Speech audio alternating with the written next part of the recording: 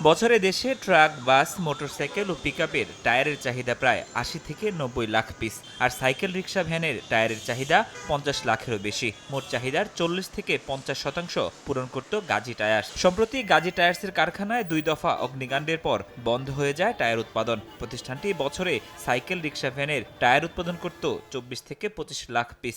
আর বাস, truck, motorcycle tyre প্রায় ১৫ থেকে ১৬ lakh piece. রাজধানীর বংশালের একটি টায়ারের গোডাউনে আছে, এখানে অন্তত ৫,০০০ টায়ার আছে। তবে একটি টায়ারও নেই গাজী কোম্পানির। কেননা সম্প্রতি আগুনে পুড়ে যাওয়া কোম্পানিটির কারখানায় উৎপাদন বন্ধ হয়েছে। বিপরীতে বাজারে বেড়েছে অন্যান্য কোম্পানির টায়ারের দাম। ব্যবহারকারী ও ব্যবসায়ীরা বলছেন, রাবার ও অন্যান্য কাঁচামালের দাম বাড়ার পাশাপাশি গাজীর কারখানায় অগ্নিকাণ্ডের পর থেকে বাস, ট্রাক, সিএনজি টায়ারের দাম বেড়েছে ৬০০ টাকা পর্যন্ত। সাইকেল, রিকশা, ভ্যানের টায়ারে বেড়েছে ১০০ টাকার বেশি। মূল্যবৃদ্ধির হারকে অস্বাভাবিক বলছেন তারা। ভ্যান চালা আমি গাড়ি টায়ার ছাড়া কোনোটাই লাগাই না, ঠিক আছে।